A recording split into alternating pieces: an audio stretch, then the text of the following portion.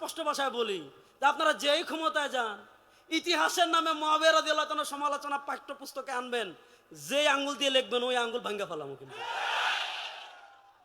ইতিহাসের নামে হযরত উসমান গনি রাদিয়াল্লাহু তাআলা সমালোচনা করবেন, সাহাবা একরামের সমালোচনা করবেন, ওই তামাশা বাংলাদেশে আর চলবে না।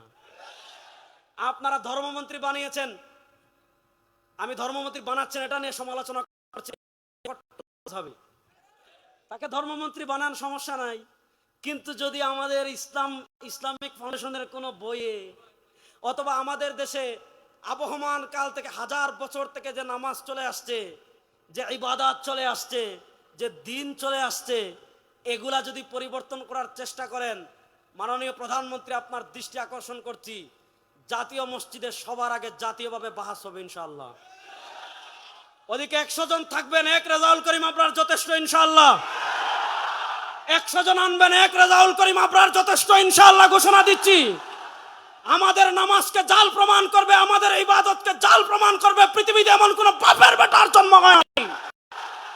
সুতরাং আপনারা যাকে ইচ্ছা তাকে ধর্ম প্রতিমন্ত্রী বানান, কিন্তু আবহমান কাল থেকে হাজার বছর থেকে আহলুস সুন্নাহ ওয়াল জামাতের অনুসরণ করে দেশের মানুষ যে ইবাদত করে আসতেছে, এগুলা ভুল প্রমাণ করে যদি কোন সিলেবাস আপনারা বাস্তবায়ন করতে চান, আগে বায়তুল মুকাররম বাস হবে, তারপরে সমাধান হবে ইনশাআল্লাহ। আপনারা নবীর আদর্শ বাস্তবায়ন করার জন্য প্রস্তুত আছো তো যুবকরা ইনশাআল্লাহ? শুনেন, পৃথিবীর প্রান্তে প্রান্তে এই শতাব্দী, আমি সব জায়গায় বলি, গত 100 বছর ভাই মাইর খাইছি, আগামী 100 বছর মার দিব ইনশাআল্লাহ। গত 100 বছর পরাজিত হয়েছে, আগামীর পৃথিবী ইসলামের বিজয়ের শতাব্দী হবে ইনশাআল্লাহ। আগামী পৃথিবীতে 2টা লড়াই হবে, তার অন্য প্রস্তুত আছেন তো ইনশাআল্লাহ? আমার নবী 1400 বছর আগে বলেছেন, ইসাবাতান মিন উম্মতি আহরাজাহুম আল্লাহু মিনান নার। প্রস্তুতি নেন ইনশাআল্লাহ, হিন্দুস্তানের হিন্দুবাদী আধিপত্যবাদী শক্তির বিরুদ্ধে লড়াই হবে ইনশাআল্লাহ। ইহুদিবাদী আধিপত্যবাদী শক্তির বিরুদ্ধে লড়াই হবে। হিন্দুস্তান থেকে নিয়ে মসজিদে আকসা পর্যন্ত ইসলামের পতাকা, কালেমার পতাকা উড্ডীন হবে ইনশাআল্লাহ। আল্লাহ তাআলা আমাদেরকে প্রকৃত ইসলাম মেনে চলার তৌফিক দান করেন। আল্লাহ তাআলা জীবনের সব ক্ষেত্রে সিরাত রাসূলের অনুসরণ করার তৌফিক আমাদেরকে দান করেন। সুবহানাকাল্লাহুম্মা বিহামদিকা আশহাদু আল্লা ইলাহা ইল্লা আনতা আস্তাগফিরুকা ওয়া আতুবু ইলাইক। আসসালামু আলাইকুম ওয়া রাহমাতুল্লাহ। বাংলাদেশ জাতীয় সিরাত কমিটির উদ্যোগে আয়োজিত আজকের ঐতিহাসিক সিরাতুন নবী সাল্লাল্লাহু আলাইহি ওয়াসাল্লাম মহাসম্মেলনের আসলে কোনো ধরনের লৌকিকতা ছাড়া একটা কথা বলি, এখানে আমি ওয়াজ করার জন্য আসি নাই, হুজুরকে বলছি আমি শুরু থেকে শেষ পর্যন্ত থাকবো ওয়াজ শোনার নিয়তে। এশার আজান হয়ে গিয়েছে, সামনে এশার নামাজ পড়বো, বড়রা কথা বলবেন, ছোট ছোট কয়েকটা কথা আমি আপনাদেরকে বলবো। 1 নম্বর যে কথা, এটা হলো 4 মাযহাবের স্বীকৃত একটা মূলনীতি। ইমাম সারাখসি রাহিমাহুল্লাহ রাসূলুল্লাহ সারাখসিতে পাবেন, ইমাম ইবনু দাকিকুল ঈদ রাহিমাহুল্লাহর ইহকামুল আহকাম শরহ উমদাতুল আহকামে পাবেন, হাফেজ ইবনু হাজার আসকালানী রাহিমাহুল্লাহর ফাতহুল বারিতে পাবেন, আরও অসংখ্য কিতাবে ইবনুল হুমাম রাহিমাহুল্লাহর ফাতহুল কাদিরে পাবেন। ইসলামী শরিয়ার একটা মৌলিক থিম আছে, পথ চলার একটা মৌলিক স্ট্রাকচার আছে। যেমন মনে করেন নামাজ, রোজা, হজ, যাকাত, ইবাদত, ঈদ, অর্থাৎ ইসলামী শরিয়ার আমরা যেগুলাকে ঈদ বলি, এগুলার ক্ষেত্রে ইসলামী শরিয়ার মৌলিক মূলনীতি হলো বাংলাদেশের সব আলেমরা, মনে করেন আমাদের বাংলাদেশের সবচেয়ে বড় আলেম আব্দুল মালিক সাহেব হুজুর। আব্দুল মালিক সাহেব হুজুর বাংলাদেশের সব আলেমদেরকে নিয়ে যদি চান যে কোনো একটা দিনকে উনি ঈদ বানাই ফেলবেন, আব্দুল মালিক সাহেব কেন, পৃথিবীর কোনো আলেমের এই অধিকার নাই যে সব আলেমরা মিলে চাইলেই কোন একদিনকে ঈদ বানিয়ে ফেলবেন। এই অথরিটি ইসলামী শরিয়া কোনো আলেমদেরকে দেওয়া দূরের কথা, সাহাবা একরামের এই অধিকার নাই। কেন নাই? ইসলামী শরিয়ায় কোন দিন ঈদ হবে, কোন দিন ঈদ হবে না, এটাকে ইসলামী শরিয়ার পরিভাষায় বলে তাওকিফি, অর্থাৎ কোনটা ইবাদত হবে, কোনটা না, কোন সময় নামাজ পড়বেন, কখন না, কখন রোজা রাখবেন, কখন না, কোন দিন ঈদ পালন করবেন, কোন দিন না, এই বিষয়টার সম্পর্ক কিয়াসের সাথে না, এই বিষয়টার সম্পর্ক ইজতিহাদের সাথে না, এই বিষয়টার সম্পর্ক রায়ের সাথে না, বরং এই বিষয়টা হলো তাওকিফি। এটা আল্লাহর পক্ষ থেকে আসবে ফিরিস্তাদের মাধ্যমে রাসূলুল্লাহ ইসলামের কাছে, আর রাসূলুল্লাহ সাল্লাল্লাহু আলাইহি ওয়াসাল্লামের পক্ষ থেকে আসবে উম্মার কাছে। এজন্য আবেগ দিয়ে, যুক্তি দিয়ে, ভালোবাসার নামে কোনো দিনকে ঈদ বানানোর অধিকার ইসলামী শরিয়ায় নাই। এজন্য ইমাম ইবনু দাকিক আল ঈদ রাহিমাহুল্লাহ উনি ইন্তেকাল করেছেন 702 হিজরিতে। ইমাম ইবনু দাকিক আল ঈদ রাহিমাহুল্লাহ তার ইহকামুল আহকাম শরহ উমদাতুল আহকামের 2 নম্বর খণ্ডের 210 নম্বর পৃষ্ঠায় লিখেছেন, কি লিখেছেন? রাসূলুল্লাহ সাল্লাল্লাহু আলাইহি ওয়াসাল্লাম থেকে যেই দিনগুলো ঈদ হয়েছে এর বাহিরে একটা দিনকে ঈদ হিসাবে ইবনু দাকিক আল ঈদ রাহিমাহুল্লাহ দেখিয়েছেন, সেটা হলো কি জিলহজ মাসের 18 তারিখ। সেই দিন কাদের ঈদ? ইবনু দাকিক আল ঈদ রাহিমাহুল্লাহ বলেছেন রাফিজিদের ঈদ। সেই ঈদের নাম কি? ঈদে গাদির। আমাদের বাংলাদেশে দেখবেন এই বছর 18 জিলহজ বিশাল আনুষ্ঠানিকতা করে একটা ঈদ পালন করা হয়েছে, যে ঈদের নাম হলো ঈদে গাদির। এরকম রাসূলুল্লাহ সাল্লাল্লাহু আলাইহি ওয়াসাল্লামের আমাদেরকে যে কয়েকটা দিন ঈদ বানিয়ে গিয়েছিলেন এর বাহিরে প্রথম শিয়া রাফিদিরা হযরত আলী রাদিয়াল্লাহু তাআলার মুহাব্বতের নামে একটা ঈদ বানিয়ে ফেলেছিল, যে ঈদের নাম হলো ঈদে গাদির। এরকম এটা ইবনু দাকিক আল ঈদ রাহিমাহুল্লাহ তার ইহকামুল আহকামে লিখেছেন। এরপরে আবার আরেকটা ঈদ অনেক বছর পরে হয়েছে 12 রবিউল আউয়াল, যে ঈদের নাম হলো ঈদে মিলাদুন নবী। আমি আপনাদেরকে শুধু দুইটা কথা বলি। ইমাম ইবনে রজব হাম্বলী রাহিমাহুল্লাহ 795 হিজরিতে ইন্তেকাল করেছেন। তার লিখিত লাতাইফুল মাআরিফ ফি মালি মাওয়াসিমিল আম মিনাল ওয়াযাইফ এই কিতাবে পাবেন। মুসান্নাফে আব্দুর রাজ্জাক থেকে হাদিস এনেছেন। ইমাম আব্দুর রাজ্জাক আস-সানানি রাহিমাহুল্লাহ যিনি 210 হিজরিতে ইন্তেকাল করেছেন, তিনি তার মুসান্নাফে আব্দুর রাজ্জাকের কিতাবুস সিয়ামের বাবু আশহুরুল হুরুম তাউস থেকে মুরসাল সূত্রে হাদিস এনেছেন। আর তাউসের মুরসাল গ্রহণযোগ্য, এটা সারা দুনিয়ার উলামা ইকরাম ঐক্যমত। আল্লাহ রাসূল সাল্লাল্লাহু আলাইহি ওয়াসাল্লাম স্পষ্ট ভাষায় বলেছেন, লা তাত্তাখিযু শাহরান ঈদা ওয়া লা তাত্তাখিযু ইয়াওমান ঈদা। একদম সহিহ হাদিস। আল্লাহ রাসূল সাল্লাল্লাহু আলাইহি ওয়াসাল্লাম তার উম্মতকে সতর্ক করেছেন যে আমি তোমাদেরকে যে কয়েকটা দিন ঈদ দিয়েছি, আমি তোমাদেরকে বাৎসরিক ঈদ দিয়েছি ঈদুল ফিতর, আমি তোমাদেরকে বাৎসরিক ঈদ দিয়েছি ঈদুল আজহা, আমি তোমাদেরকে সাপ্তাহিক ঈদ দিয়েছি জুমার দিন, আমি তোমাদেরকে যে সকল দিন ঈদ দিয়েছি, অর্থাৎ শারঈ রাসূলুল্লাহ সাল্লাল্লাহু আলাইহি ওয়াসাল্লাম থেকে যে কয়েকটা দিন ঈদ এসেছে, এরপরে কোন দিনকে আমরা ঈদ বানাতে পারবো কিনা, কোন ফকির ঈদ বানাতে পারবে কিনা, মুজতাহিদরা ঈদ বানাতে পারবে কিনা, উলামায়ে কেরাম ঈদ বানাতে পারবে কিনা, রাষ্ট্র চাইলে ঈদ বানাতে পারবে কিনা, আল্লাহ রাসূল সাল্লাল্লাহু আলাইহি ওয়াসাল্লাম স্পষ্ট নিষেধ করেছেন। কি নিষেধ করেছেন? তিনি বলেন, আমার উম্মাহ শুনো, লা তাত্তাখিযু শাহরান ঈদা ওয়া লা তাত্তাখিযু ইয়াওমান ঈদা। আল্লাহ রাসূল সাল্লাল্লাহু আলাইহি ওয়াসাল্লাম বলেন, আমি যে কয়েকটা দিন ঈদ দিয়েছি এর বাহিরে লা তাত্তাখিযু ইয়াওমান ঈদা, নিজেদের পক্ষ থেকে কোন দিনকে ঈদ বানায়ো না। এজন্য ইমাম ইবনে রজব হাম্বলী রাহিমাহুল্লাহ তাআলা লাতাইফুল মাআরিফে লিখেছেন, বুখারী শরীফের একটা বিখ্যাত ব্যাখ্যা গ্রন্থের কথা আমরা জানি ফাতহুল বারী, যেটা ইবনে হাজার আসকালানী লিখেছেন। এছাড়া ফাতহুল বারী নামে আরেকটা বিখ্যাত ব্যাখ্যা গ্রন্থ আছে, যেটা ইবনে হাজার আসকালানী রাহিমাহুল্লাহর আগে ইমাম ইবনে রজব হাম্বলী রাহিমাহুল্লাহ লিখেছেন। ইমাম ইবনে রজব হাম্বলী রাহিমাহুল্লাহ তাআলা লাতাইফুল মাআরিফে লিখেছেন। ইমাম ইবনে রজব হাম্বলী রাহিমাহুল্লাহ তার ফাতহুল বারীতে লিখেছেন, রাসূলুল্লাহ সাল্লাল্লাহু আলাইহি ওয়াসাল্লাম যে কয়েকটা দিনকে ঈদ বানিয়েছেন, ওয়ামা আদা যালিকা ফাত্তিখাযুহু মাওসিমান ওয়া ঈদান বিদআতুন লা আসলাহু ফিশ শরিআহ। রাসূল করিম সাল্লাল্লাহু আলাইহি ওয়াসাল্লাম যে কয়েকটা দিনকে ঈদ বানিয়েছেন এর বাইরে কোন দিনকে ঈদ বানানো বিদআ লা আসলাহু ফিশ শরিআহ, ইসলামী শরিয়া এটার কোনো ভিত্তি নাই। এবার আপনাদের কাছে আমি জানতে চাই, রাসূলুল্লাহ সাল্লাল্লাহু আলাইহি ওয়াসাল্লামের যুগে 12 রবিউল আউয়াল কোন ঈদ ছিল? বড় আস্তে বলেন, 12 রবিউল আউয়াল কোন ঈদ ছিল? সাহাবায়ে কেরামের যুগে 12 রবিউল আউয়াল কোন ঈদ ছিল? তাবেঈদের যুগে 12 রবিউল আউয়াল কোন ঈদ ছিল? এটা আপনি ইমাম ইবনে কাসির রাহিমাহুল্লাহ লিখেছেন, আরো অনেক ইমামগণ লিখেছেন। এটা ইরবিলের বাদশা মুজাফফর উদ্দিন শুরু করেছেন, আমি সেই দিকে যাচ্ছি না। এবার বুঝেন, রাসূলুল্লাহ সাল্লাল্লাহু আলাইহি ওয়াসাল্লাম রবিউল আউয়ালে জন্মগ্রহণ করেছেন, রাসূলুল্লাহ সাল্লাল্লাহু আলাইহি ওয়াসাল্লাম পৃথিবীতে এসেছেন। আমরা খুশি না বেজার? জোরে বলেন, আমরা খুশি না বেজার? রাসূলুল্লাহ সাল্লাল্লাহু আলাইহি ওয়াসাল্লাম পৃথিবীতে আসছেন, আমরা খুশি না বেজার? দেখি আমরা কারা কারা খুশি, একটু হাত তুলি তো। রাসূলুল্লাহ ইসলামের আগমনে আমরা খুশি না বেজার? রাসূলুল্লাহ সাল্লাল্লাহু আলাইহি ওয়াসাল্লামের আগমন, এটাকে বলে মিলাদুন নবী। আমাদের দেশে একদল মানুষ আছে, বলবে যারা মিলাদুন নবী মানে না তারা কাফের। আরে মিলাদুন নবী মানে রাসূলুল্লাহ ইসলামের জন্ম, রাসূলুল্লাহ ইসলাম জন্মগ্রহণ করেছেন, এ কথা কি পৃথিবীর কেউ অস্বীকার করে? আরে ভাই, রাসূলুল্লাহ সাল্লাল্লাহু আলাইহি ওয়াসাল্লাম জন্মগ্রহণ না করলে আপনি তার উম্মা হলেন কেমনে? রাসূলুল্লাহ সাল্লাল্লাহু আলাইহি ওয়াসাল্লাম জন্মগ্রহণ না করলে আপনি শরিয়া পেলেন কেমনে? রাসূলুল্লাহ সাল্লাল্লাহু আলাইহি ওয়াসাল্লাম জন্মগ্রহণ না করলে আপনি দ্বীন পেলেন কেমনে? তো মিলাদুন নবী মানে রাসূলুল্লাহ সাল্লাল্লাহু আলাইহি ওয়াসাল্লামের জন্ম। আল্লাহ রাসূল সাল্লাল্লাহু আলাইহি ওয়াসাল্লাম জন্মগ্রহণ করেছেন, তার উসিলায় দ্বীন পেয়েছি, তার উসিলায় শরিয়া পেয়েছি, তার উসিলায় জান্নাতের সন্ধান পেয়েছি, তার উসিলায় আলো পেয়েছি, তার উসিলায় শ্রেষ্ঠ উম্মাহ হয়েছি, তার উসিলায় সবচেয়ে মর্যাদাবান উম্মাহ হয়েছি। সুতরাং যার কারণে আমরা শ্রেষ্ঠ উম্মাহ হয়েছি, যার কারণে দ্বীন পেলাম, কোরআন পেলাম, হাদিস পেলাম, শরিয়া পেলাম, তার আগমনে আমরা খুশি না বেজার? জুড়ে বলেন, খুশি না বেজার? এবার বলেন, রাসূলুল্লাহ সাল্লাল্লাহু আলাইহি ওয়াসাল্লাম পৃথিবীতে আগমন করেছেন, আমরা খুশি। সেই খুশি আমরা প্রকাশ করতে চাই কি চাই না?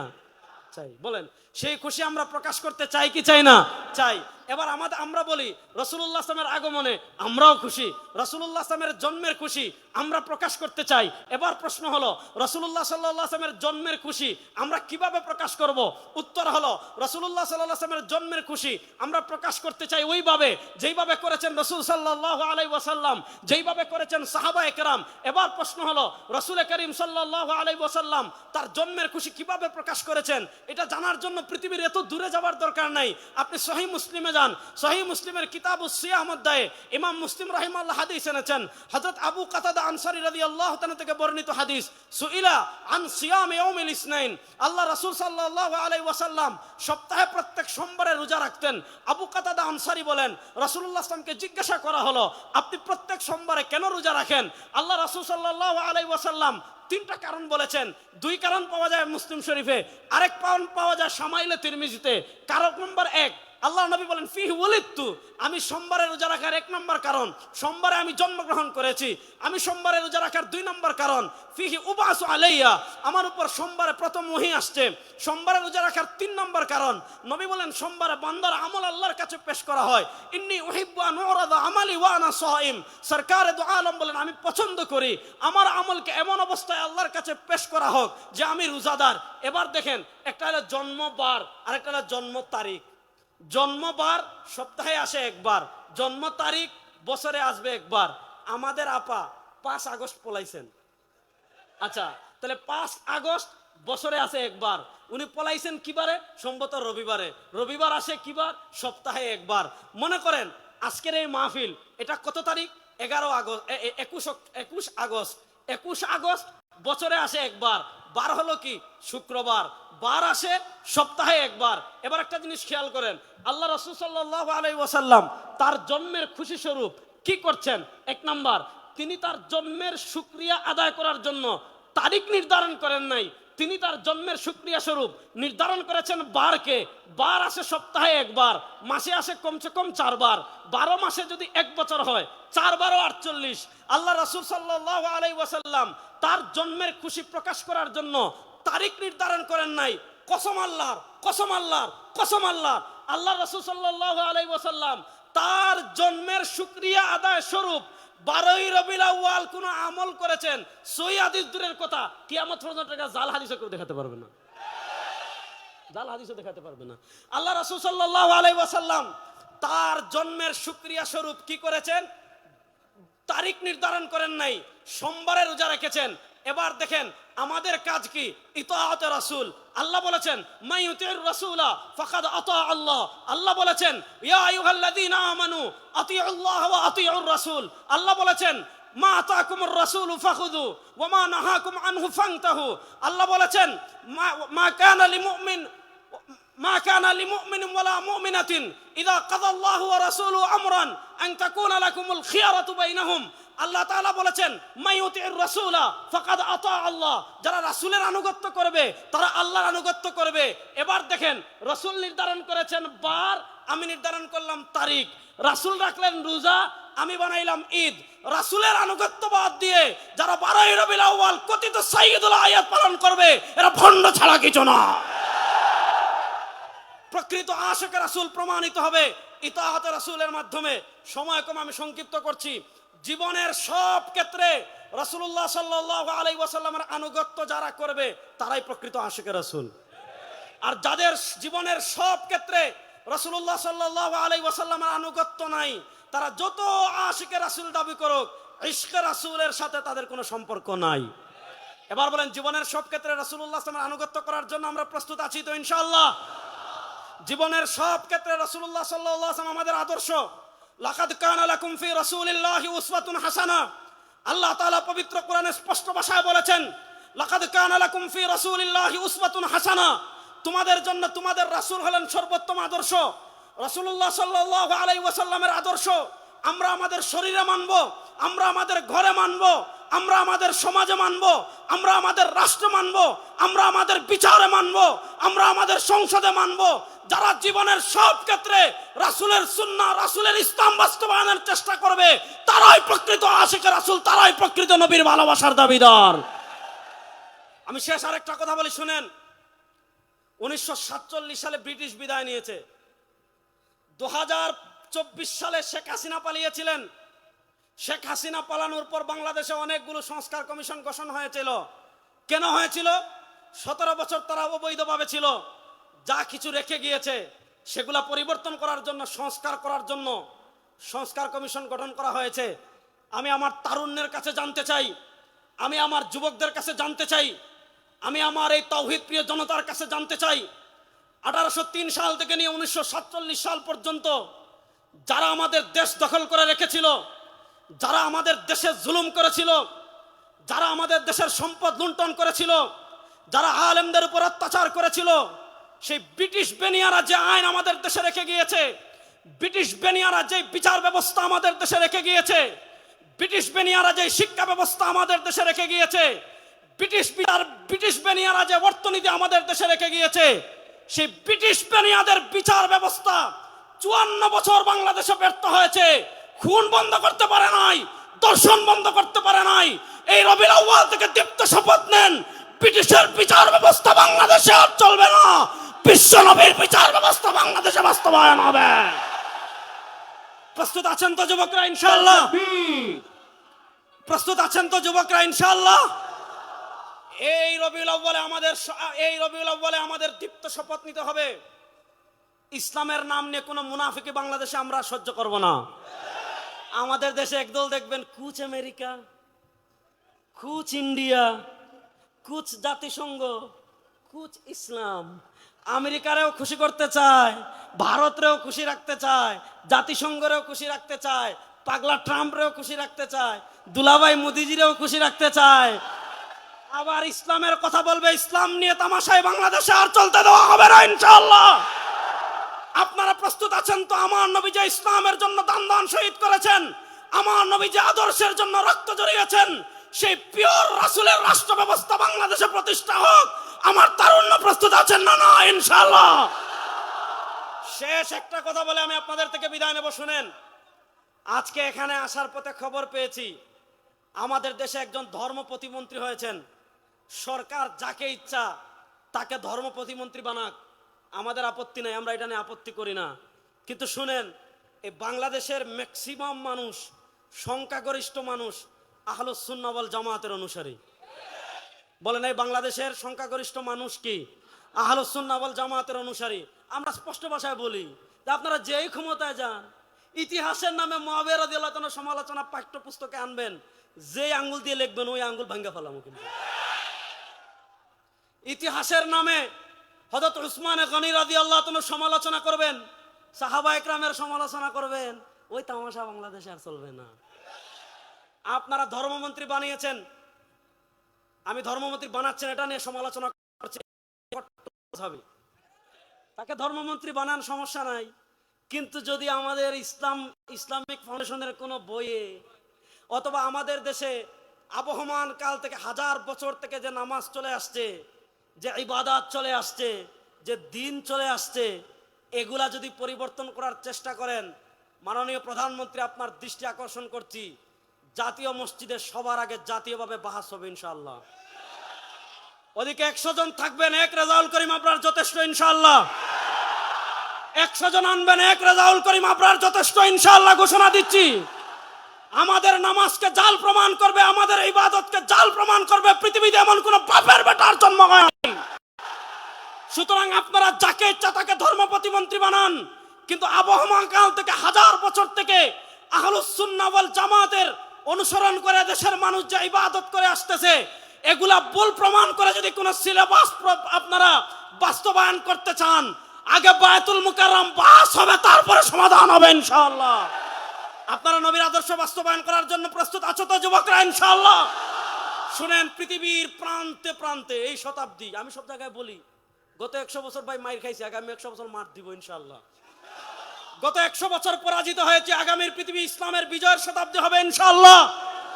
আগামী পৃথিবীতে 2টা লড়াই হবে, তারুণ্য প্রস্তুত আছেন তো ইনশাআল্লাহ? আমার নবী 1400 বছর আগে বলেছেন, ইসাবাতান মিন উম্মতি আহরাজাহুম আল্লাহু মিনান নার। প্রস্তুতি নেন ইনশাআল্লাহ। হিন্দুস্তানের হিন্দুবাদী আধিপত্যবাদী শক্তির বিরুদ্ধে লড়াই হবে ইনশাআল্লাহ। ইহুদিবাদী আধিপত্যবাদী শক্তির বিরুদ্ধে লড়াই হবে। হিন্দুস্তান থেকে নিয়ে মসজিদে আকসা পর্যন্ত ইসলামের পতাকা, কালেমার পতাকা উড্ডীন হবে ইনশাআল্লাহ। আল্লাহ তাআলা আমাদেরকে প্রকৃত ইসলাম মেনে চলার তৌফিক দান করেন। আল্লাহ তাআলা জীবনের সব ক্ষেত্রে সিরাত রাসূলের অনুসরণ করার তৌফিক আমাদেরকে দান করেন। সুবহানাকা আল্লাহুম্মা বিহামদিকা আশহাদু আল্লা ইলাহা ইল্লা আনতা আস্তাগফিরুকা ওয়া আতুবু ইলাইক। আসসালামু আলাইকুম।